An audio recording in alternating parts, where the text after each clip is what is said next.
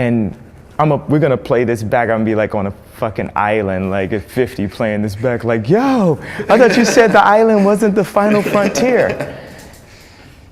But, I don't know, if you have the ability to create something like Nike, I understand, and who am I to say, I'm sure it's like the hardest thing I just know what I'm going through, how hard it's the hardest thing to do, but. So I think this is what he's talking about, right? That it's not about getting all the money and the riches and then just going chilling on an island. Like, you want to do good in the world, and which is just kind of makes sense. Like, I mean, if you've ever done something nice for another person or given something to someone, it feels good. It always feels good, right? They say Tony Robbins, a very famous self-help speaker, written many best-selling books, etc., says unhappiness is when you're too self-focused. And so I think he just realized, right? He's like, I've got all the financial success I want. You know, there's and like, I don't think it's that unrealistic to think, oh, helping people, oh yeah, he would enjoy that. Like, of course, like who doesn't enjoy helping people? Like, people are so self-absorbed. I won't go on a run about that, but you get the gist. I seek out artist merchants like that actually have the ability to be in a position financially and in a position through education and cool to really affect the world for positive change. Because you could have people that are completely in charge of money and in charge of opportunity that wouldn't even be able to pick who really can make a difference. They don't have the ability to pick who's really talented enough to make the world more beautiful. And I'm gonna change that. Do you think that was something? Right, so to image this point here, Elon Musk, the best example of this, right? He's had, he started Tesla to basically help the world switch from non-renewable to renewable energy, SpaceX to help start interplanetary species, right? That's a guy with the financial backing, because he made loads of money from PayPal and had loads of respect from that. The education, because he knew, and also education in terms of just having the perspective. Like Elon Musk, he wants to change the world and do good for the world, right? And he has the finance background and the cool. Okay, by cool I think he means so with Tesla, they went with electric cars before Tesla. Nobody wanted them, and Elon Musk, he's realistic. He's like, okay, look, I want everyone to be driving electric cars. I want people to drive renewable energy, using renewable energy. I want people to driving electric cars. But obviously, they're not going to drive the car if it's shit just because it's renewable, just because it uses renewable energy. So I'm going to design a great car that uses renewable energy, so it'll be used, right? So Elon Musk, he's trying to, he has very hippie ideals, right? But when he went to university, he studied physics and business. Now, no hippie would study business, maybe physics, but because he knows business that's just how the world works. Like, it's not unrealistic. It's about being effective, right? He's a product guy, just like Kanye is a product guy. You were born with, like, something innately, like the taste, the ability to see these people, find them out. Yeah, and taste is like just a really, I've been struggling with that word recently, because who's to say, I mean, you probably would have finished my sentence and say, who's to say what's tasteful, but I would say, who's to say even having taste is good? Who's to say having good taste is a good thing? Some people say everyone was born an artist, and society, their parents, they beat it out of them. There's times, there was someone after I said I was going to run for president that showed me like a videotape of somebody making fun of me about that concept, and I was thinking like, wow, if this person was doing this from my age of 3, I would have never been me. And people say geniuses are kids with good parents. So how do you nurture the things that people would call weird and to something that could be considered to be, to something that would be exceptional? Like, so many movies are based on this anti-hero that's up against all odds doing the exceptional. Okay, I want to go two ways with this. One, who's to say taste is cool in a society where the masses, most people are misguided, right? So if most people enjoy something and most people are misguided, for you to have quote-unquote taste is to be able to match with misguided people. And so you could assume people with a better, who aren't misguided, they're not going to have taste, quote-unquote, because they don't resonate with a misguided view, which is what most people have. Also, I think I might have just overcomplicated it, though I still think that's a good point. I think he means more, I think he might just mean taste, as in, what's so good about having taste, right? Like, what's so good about resonating, what's so good about knowing the best, or like consuming the best creators, right? Why don't you have your own taste and be able to create that? Because when he goes on to talk about how people were making fun of him for wanting to be president, it's the same way when you're a kid, right? Like, everyone's creative. I believe everyone is creative, and many smart people do. It's just that as you grow older, you just stop. You just don't carry on, right? I'm sure as a kid, all kids draw and want to build things and color in, but why do you stop? Like, does it stop getting fun? Or, I mean, maybe for some people it does, but I think a lot of people it stops just because you're guided to do something else, or you're not quote unquote good enough, so like you never stick it out. You know, like, what if every music I think about when you were learning to walk, how many times you failed at learning to walk, how many times you've tried. Think about how long it took you to learn to walk and how many times you failed. How many people have tried failing that much at a creative pursuit? You know, like, not many. You get discouraged. People don't encourage you to pursue a creative career, and you just get discouraged,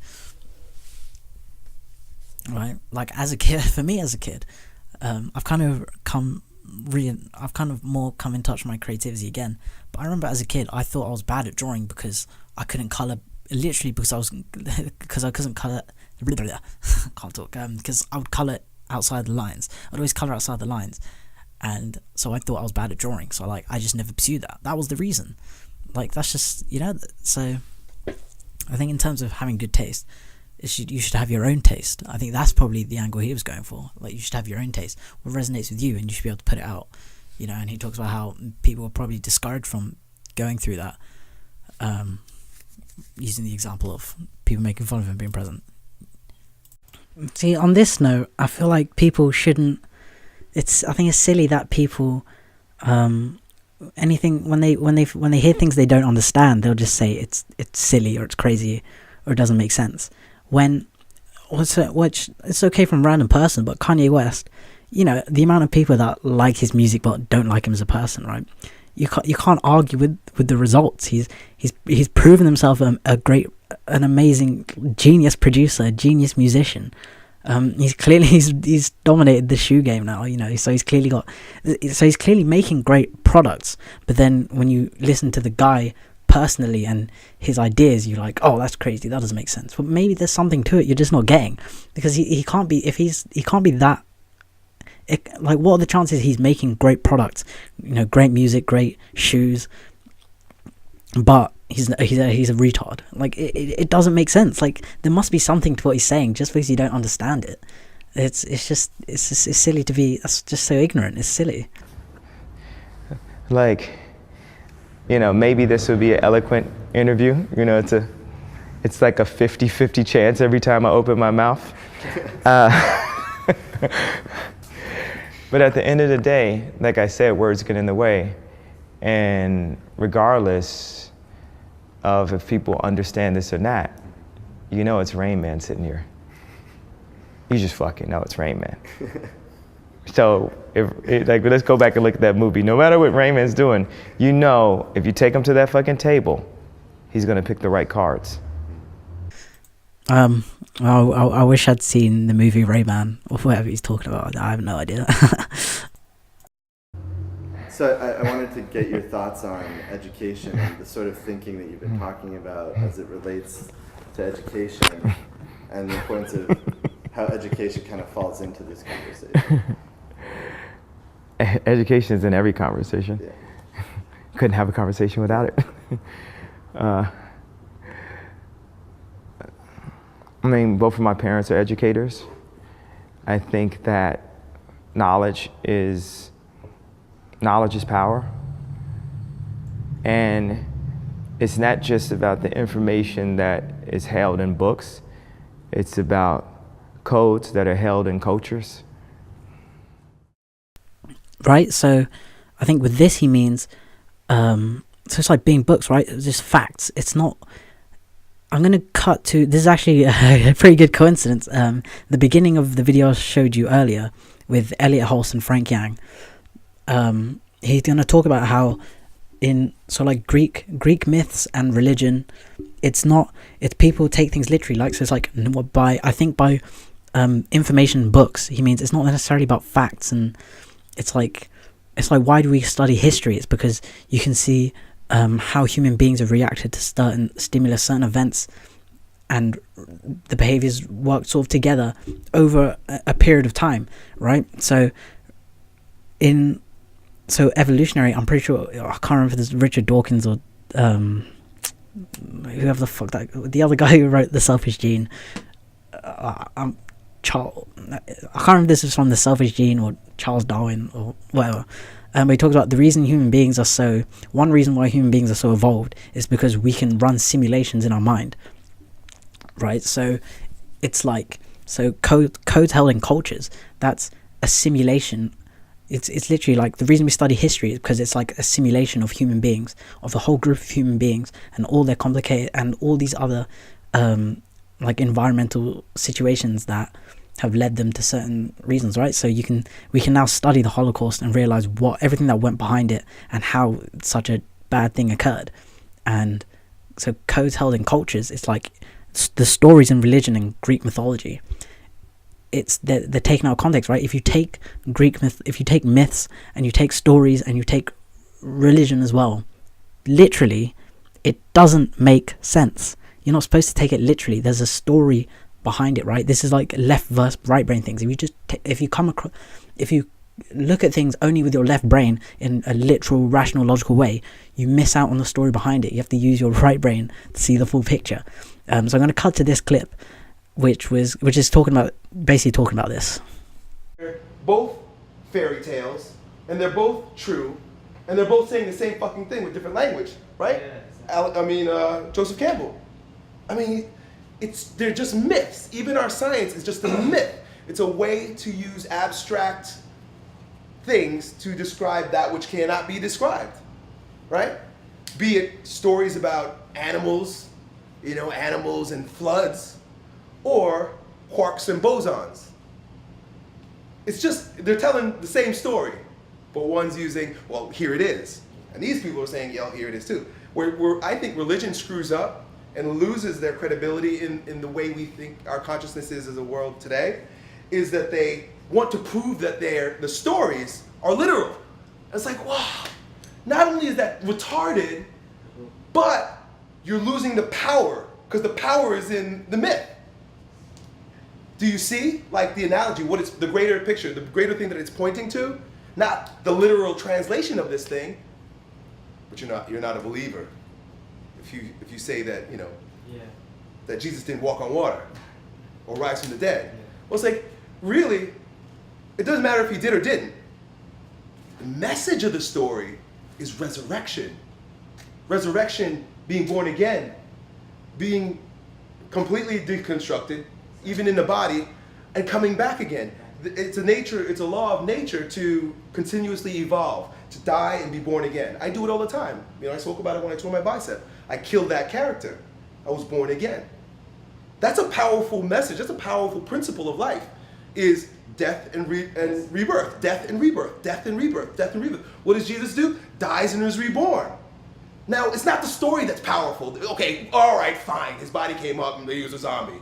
right? Okay, he came back to life. But that's not the point of the story. The point of the story is the principle of resurrection, of this cyclical nature of the universe, this dual.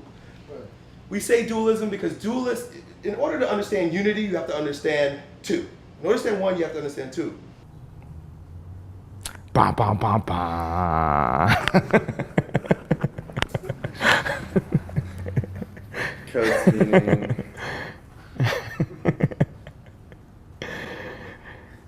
Meaning any creative idea that relates to an industry, there are codes in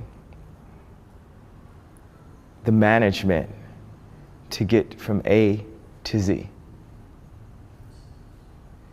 A lot of times I feel like Wolverine. Like you say, sticks and stones can break your bones, but words never hurt you. I mean, look at Trump. I guess words can't hurt you. I mean, people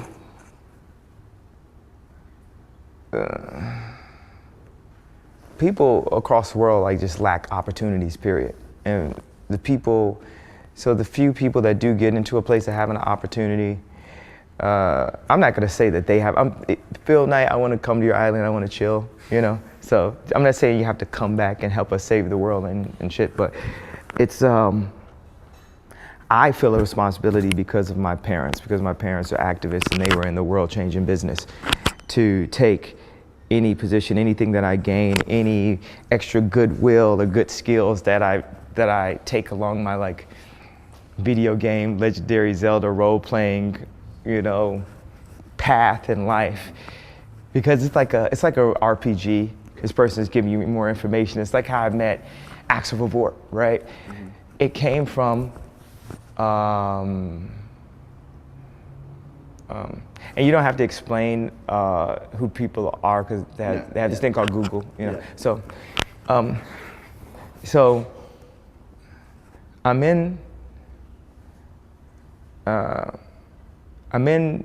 met Axel Vavort through Willow. 8 times separated, of a piece of information that led me to another piece of information, that led me to another piece, that led me to another piece, that led me to another piece, that led me to Maastricht, and I might say it wrong, I think it's where they had the furniture fair. Yeah. So Willow says, man, I really like this guy's blog, Justin Saunders, Jound, JJJJOUND. It's just like the way he mixes these, you know, things from the 90s, and he's got like, you have like a naked girl there, they have like a good shoe, they have like a bad shoe, and it's like just a good, I'm into his perspective on art. Now Jound's been doing it for 10 years, or we call him Jound or Justin, and we started saying, to this day we say, is that Jound approved? So I reached out to Justin and explained, you know, my background in wanting the certain elements of my background that you might not have been able to see from just the albums I was doing or the videos I was doing, or like the red leather jackets I was wearing, or or the chains I was wearing, or the furs, or the minks, or the big booty house.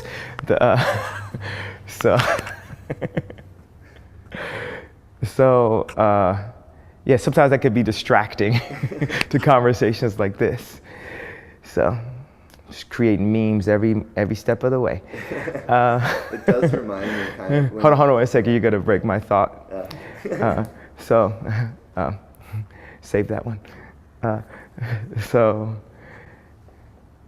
I hired Justin. I explained all this stuff, and we built a relationship. We'd always bounce ideas, and he'd send me, you know, references. And so I was staying at this apartment in Paris, and Justin was out there, and we were working on some ideas. And I was just like, this apartment is like whack. What can I do? He's like, my favorite architect is Joseph Duran. So then I reach out to Joseph Duran, and Joseph Duran comes by, and he gives some ideas, and he says, you got to cover up this nasty bookshelf over here, and you got to cover up this glass banister, and I went and plastered over it was just a hotel I was staying at. I plastered over the bookshelf and the banister in the hotel. Plaster, like people go in, nail it in, plaster, and that curtain plastered over it, and it's like that to this day.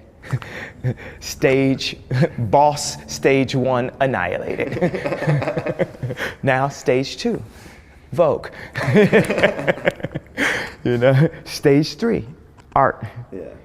Stage 4, and it's all these stages where it's really important, because the funny thing about an editor completely trying to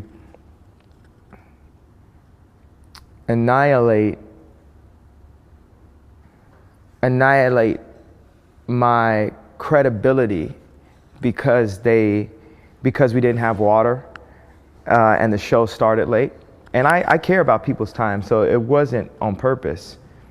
But the fact that they felt they could outright LeBron James, went to the Heat level, burn my jersey after all that I contributed to art, fashion, and culture just in 2016 alone, and they want to burn my jersey on their tweets.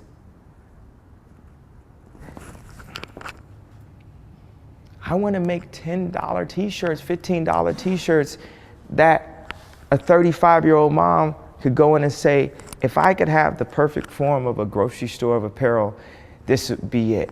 So I could dress my 12-year-old that wants to get fresh, like whoever we can name, ASAP Crew or Thug or Ye or, Right, so before he said before, in other than to, classism is the new racism, right? And classism, it's exactly this kind of thing. It's so in this example, to get fresh, you need to buy really expensive shit, right? And not everyone can afford it, and not everyone can have it, so they feel less worthy. Kind of like how people would feel less worthy as an ethnic minority. So he wants to change that, right? He wants to make the coolest shit and then make it affordable, so it doesn't have to be this way. And also, like what I was talking about earlier, they don't realize how damaging and hurtful that burning of my cultural jersey is to the cosign, which is different than most fast fashion. I won't name brands, but to the cosign of what it means for me to be an artist and say, I'm gonna take my art and my obsessing over 1,000 different types of t-shirts to figure out how to partner with the Gap and land it at the right cost, that 35-year-old mom can get a fully co-signed wardrobe with Kanye and his Donda design team. They don't understand the bigger picture. Right, see, the bigger picture, right? It's almost like he sees everything he's doing and what he wants to do with his company, he sees it in this big image. And like he said earlier, with how if he hears a bad chord, it bothers him, because he sees the image and he sees it. He has like a very real visualization of this image, and he just sees that as like it's like a roadblock, right? It's just slowing it down. It's like, why would you do that? Like, I remember when they did a skit about Kanye's interview he did around the time he was making Yeezus, and he got really mad about it, because it was like he's trying to put this message out there, and he sees the image of what he was saying and what impact he wants it to have, and he just sees it basically just slowing him down. It's like putting a roadblock in it, so it bothers him. Whether or not he should take it more or less seriously, I don't know, but you can see where he's coming from. I wanted to put that out there because maybe they'd sit and listen and look at it. I want to talk about the idea of me saying these things in the color that I'm in currently. Skin color. And I'm not saying currently like I'm going to change skin colors. When I mean currently, I mean 10 years from now, to be black will be a completely different thing because of what we're doing now. And Through culture. what? Through culture. Through culture and business. And interracial dating.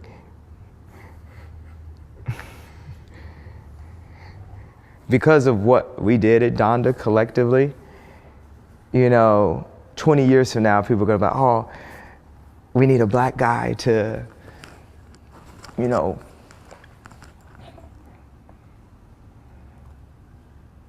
creative direct something. It was there's just been very few directors, period, that were black. And so often Spike Lee used to say that they would ticket swap, and they did. Ticket swapping is no different than an album that you never heard beating an album that is really big, or a video that a small sect of people seeing beating a video that's a cultural phenomenon. That's like ticket swapping for an agenda of manufactured money making off of mediocrity, and that gig is up. People are like, right. So that just communicates to how the richest people, because they're the richest people, who get to dictate what's quote unquote cool. It's just because they're the richest people. And then ticket swapping, so they are keeping this circle of who decides what's cool just because they have all the money. And ticket swapping it just perpetuates this circle of staying on top. But obviously with the internet now, before when big corporations had all the power and all the distribution, no longer, it's not that way anymore with the internet. So you see all these musicians and YouTubers having so much influence on the world now, and it's changing. It's not who has the most money. It's genuinely who has the best ideas. It's genuinely who would have the best impact on the world gets to have that impact, because the internet doesn't judge, and you don't need, everyone has the same potential for distribution and to be heard on the internet, pretty much. The internet will kill you. You know what I'm saying? They're like, dial right in. This is whack. This is that. There is still something like crowd perception, but it's not like you could never make another Backstreet Boys. You can't even make famous people anymore. There hasn't been a new famous person in 7 years. There hasn't been a new famous person in 7 years, right? See, if you took that literally, you'd be like, what? Yes, there has. There's definitely been people who have ended up famous in the last 7 years. But that's what he means, that before, when the corporations and these set infrastructures who had all the money and power, they had the ability to put anyone through the system and they would become the big famous person. But now the internet has leveled that off, and now they don't have that kind of power. See, that's what he means. But if you, I'm pretty sure, if you took what he said literally and it's like, oh, he's dumb, or that didn't make sense, or so you just have to think, or just try and read between the lines, or the very thing that has propelled these gargantuan influencers is the same thing that will block it from there ever being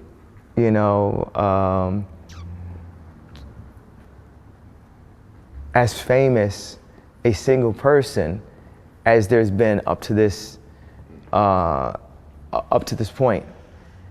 It's it's like multi-icons, and people are their own stars. And I when I'm under the gas at the dentist office, sometimes I think one day all people. So all the things that were only afforded to rich, the Hermes color palette, Helmut Lang, Margiela, those things, like when I go to like Sterling Ruby's studio, like I want my daughter to come back, and this, that, and that, is like I'm just so taken back and inspired.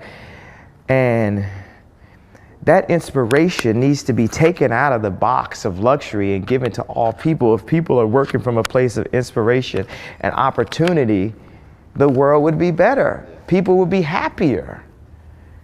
Do you see yourself as that bridge? Someone who's helping bring that, I think so, and if I'm not, I'm going to Nope, I'm not even gonna put it if I'm not. Because I remember Pac, used to talk about me. He didn't know me, but he's talking about me. And people, right when I say that, insert clip here. Everyone knows the exact quote, that I'm referring to. If you've seen those Pac interviews, you can just insert clip there. I'm not saying I'm going to rule the world or I'm going to change the world, but I guarantee that I will spark the brain that will change the world. And that's our job, is to spark somebody else watching us. We might not be the one. I want when they see me, they know that every day when I'm breathing, it's for us to go farther. Every time I speak, I want the truth to come out. You know what I'm saying? Every time I speak, I want to shiver. I don't want them to be like, they know what I'm going to say because it's polite. They know what I'm going to say.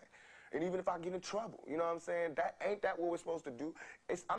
I'm not in a cage of perception. Like when people try to play in that field of people won't like you if you say this. You gonna lose your deal if you say this. I live there. I swim through backlash. I don't care. I'm gonna do exactly what I think is the right thing at the right time. It's about humanity and respect. We're given a horrible world. We're given the gift that we're getting when we got to take over.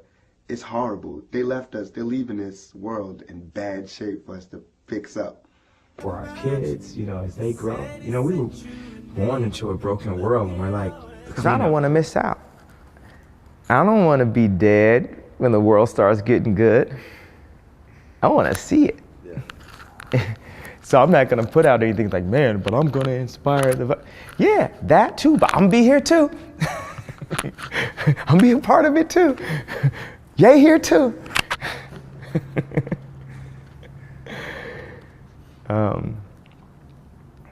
Only thing that's good about a project being finished is it can give you, possibly, if people like it, the opportunity to work on more projects. It's this artist I was working with, right? And then I'm on the plane sitting next to him. Sometimes don't sit next to people on the plane that you work with. You might find out too much.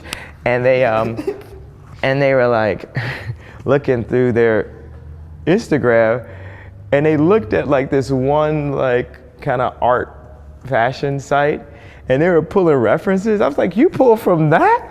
I caught you. I thought you were only pulling from the essence of your life when you were a 14-year-old girl. You was on Instagram pulling references. Yeah. I think that's it. I think you got the best Kanye interview today. So. All right, and that was it. Thanks for watching. I hope you found something in it interesting or got something out of it. Just want to reiterate that I might have got some of this wrong. I don't fucking know him personally, and I don't know what's in his head. But like I said, I just feel like he's misunderstood, and hopefully I can maybe make things a little clearer. And I hopefully added some good ideas on top of what he was saying anyway to things that may not have been exactly what he meant. But yeah, thanks for watching. Hope you found it interesting. Yeah, peace.